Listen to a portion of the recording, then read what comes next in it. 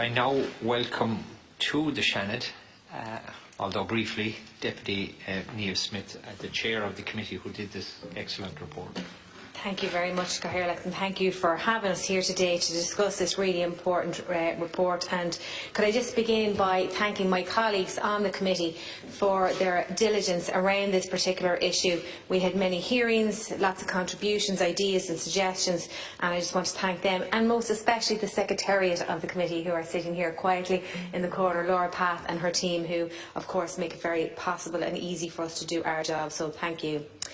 Cahill and Leader of the Seanad and all members of the Seanad take this opportunity here today to discuss the Joint Committee report on working conditions and skill shortages in Ireland's tourism and hospitality sector. As I said, I'd like to thank my committee, my colleagues, and particularly Senator Carrigy, who is here today to propose the motion for the debate.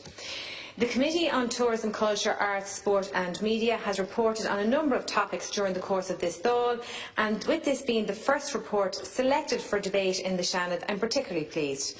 I'm delighted to be able to introduce the report to the House and discuss some of the recommendations contained therein. Ireland's tourism and hospitality sector is central to the vitality of the Irish economy and is often cited as being the country's largest indigenous industry and largest regional employer. Hotels, restaurants and pubs and other establishments are the cornerstone of the Céad Míle Fáilte offered to our visitors. The workers and employers providing these services are a pivotal part of our domestic economy and of huge importance to promoting Ireland Inc. Yesterday's announcement regarding the extension of the 9% VAT rate for the sector is a clear recognition by the Government of the challenges facing the tourism and hospitality sector. The committee welcomes the introduction of greater protections for workers in recent years, such as those addressing the need for transparent and predictable working conditions, statutory pay, sick pay scheme, a new public holiday, new rights around redundancy for people laid off during the pandemic, and better protections of workplace tips and gratuities. The committee welcomes the EU Directive on Minimum Wages and Collective Bargaining that was adopted by the European Council on the 4th of October last, and welcomes the directive's focus on strengthening collective bargaining structures in Member States. However, in light of significant research completed by state agencies, union groups and academic figures, there is a considerable body of evidence to suggest that workers and businesses in tourism and hospitality sector face real obstacles to a decent working life and to full complements of staff.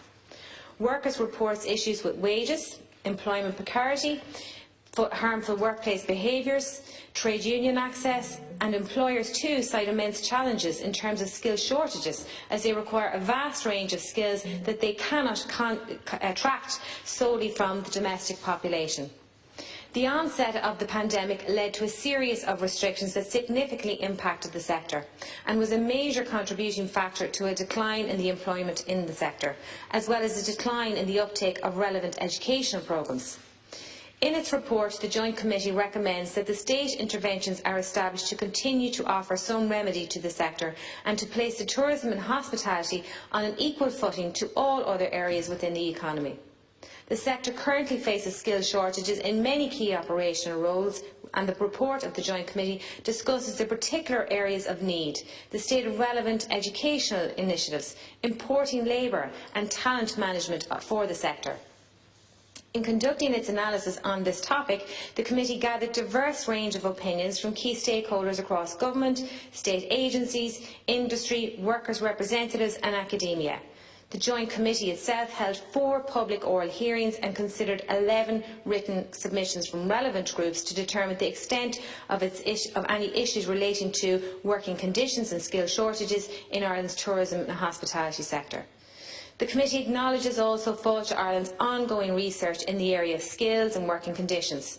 The committee notes Fáilte Ireland's Tourism Careers and Labour Research Report published in October 2022, which draws on the interviews of more than 3,500 employees in the sector and up to 800 employers. Findings from the report show positive progress towards favourable conditions in the sector, with approximately 70% of businesses increasing pay, providing more flexible working patterns and more stable and predictable working schedules for their existing staff and for their new recruits. This is very welcome, of course. The data also shows that the employees recognise the improvements and that have been in relation to pay, perks and working conditions. This too is welcome. However, workers still report that more remains to be done in making working in the industry as attractive an option as possible, particularly in such a competitive labour market. It also welcomes that Fáilte Ireland research also indicates that 70% of people working in the industry see tourism as a long-term career option, which is usually encouraging for the long-term viability of the industry. The research does, however, also indicate that recruitment and retention of staff in the industry is still a significant challenge for tourism and hospitality businesses, and I know there's many senators around this House that are involved in the sector and will be able to speak to that also. Arising from the written submissions and oral evidence presented, the committee makes a number of recommendations, some of which I will speak to. One of those recommendations is the committee recommends that the Minister engage with Cabinet colleagues with a view to advocating for the expedition of work permits, visas and PPS numbers, applications for tourism and the hospitality workers, as associated processing delays directly impact the sustainability of the sector. The committee also recommends that any changes to visa processing must include the provision for the migrants must be fully informed, supported and supplied with all relevant documentation pertaining to their employment, including their contract and condition and pay before their visas are actually granted. An efficient and responsive employment permit scheme is critical in addressing Ireland's skills economy needs and ensuring that talent is attracted to Ireland from non-EEA countries also. Stakeholder groups noted any delay in work permits or visas, the processing of those on the skills shortages in the sector is detrimental. Industry groups have also called for change in the work permit and visa processing system. While the Department itself participates in a departmental group on work permits and advocates for the prioritisation of chef permit applications, for instance, many stakeholders request that any delays specifically affecting tourism and hospitality businesses should be eliminated. It also noted, however, that solutions such as the mass production of work permits focus solely on employer needs and piecemeal solutions and may have the consequence of subjecting vulnerable imported labour to substandard working conditions. To this end, the committee recommends that the provision must be made to ensure that migrants remain fully informed. The committee also recommends that the Department itself commission further research to meet the need for detailed research and empirical evidence on working conditions and on the implementation of employment legislation in Ireland's tourism and hospitality sector, with a particular focus on how women, minority groups and migrant workers are affected. While a number of groups presented research findings to the committee, such as Unite, Fáilte Ireland, Dr Deirdre Curran, Dr Mary Farrell, it is also suggested that there is a dearth of empirical data in the field and further targeted research is urgently required on working conditions in the sector to ensure government remains responsive to the needs of the sector and its workers. The committee recommends the Department itself engage with Tourism Careers Oversight Group with a view to nominating a body accountable for the delivery of any recommendations made by the group. The value of the Tourism Careers Oversight Group was noted. It is an excellent example of best practice at national level and highlights the importance of a collaborative process to identify skills gaps, opportunities and address skills needs. However, stakeholders called for an accountable body for the delivery of any recommendations arising from that oversight group. The committee recommends the Department itself, with the Department of Further and Higher Education, Research and Innovation and Science, on the delivery of further apprenticeships, traineeships and third-level diploma and degree programmes that are geographically accessible to as wide a range as possible of prospective apprentices, trainees and students, that they are directly relevant to the tourism and hospitality sector. Written evidence submitted to the committee suggests that rebuilding and developing sustainable talent pipelines could be a solution to the skills shortages found within the tourism and hospitality sector. It notes that a lack of recognition and understanding of the career opportunities in the industry, as well as a lack of recognition as a career of choice by schools, career guidance counsellors and parents, has led to a decline in the number of students within third-level institutions in relevant tourism and hospitality courses, with some programmes actually being entirely cancelled.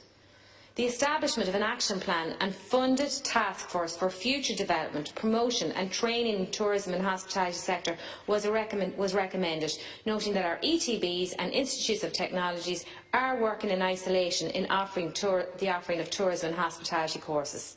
There were also calls for the delivery of structures that would allow for the migration of, for instance, ETB trainees into universities and upward through the qualifications framework. The committee recommends that such training opportunities, alongside greater apprenticeship opportunities for those who wish to enter into tourism and hospitality, should be dispersed throughout the regions. It also recommends that linking the industries with educational establishments so they are both readily accessible to trainees and apprenticeships. The committee recommends that Fáilte Ireland further enhance its employer development and excellent employer programmes to encourage employers to grant uninhibited access to trade unions, and that Fáilte Ireland coordinate a publicity campaign to highlight such initiatives. Union groups and others presenting to the committee observed that trade union recognition and the uptake of trade union membership is limited across the tourism and hospitality sector.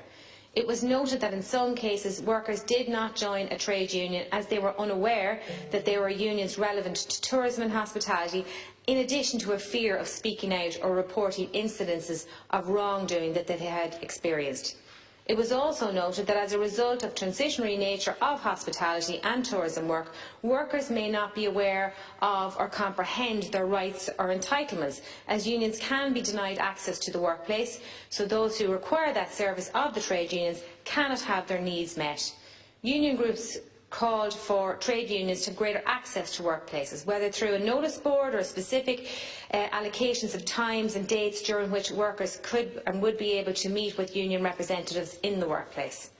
The committee also recommends that, the committee welcomes Fáilte Ireland's Employer Excellence programme to support the industry, to meet employee needs and to drive better employment practices throughout the sector, through the actioning of open feedback through employer and employee, or between them. This is very important work, and it is imperative that where there are obstacles in accessing trade union membership are highlighted by the employees through the Employer Excellence programme and other mechanisms, that this be addressed without delay. The committee greatly welcomes Fáilte Ireland's work in this area. I will finish by stating that the committee asks the Minister to take immediate action to engage with the recommendations in this report. It is tantamount importance that the momentum is maintained in supporting this vital sector. My committee colleagues, I am very grateful for the Minister's written response, which the committee members have received only today, Minister, an hour ago, which is disappointing in the sense that my colleagues haven't had an opportunity to read that, but it has been circulated by the Secretariat and you'll have a chance to do that. Understandably, the committee has not yet had a chance to consider the Minister's response as a committee, but I look forward to engaging with you, Minister, further and hearing the members' contributions today. Gur míle maith agat.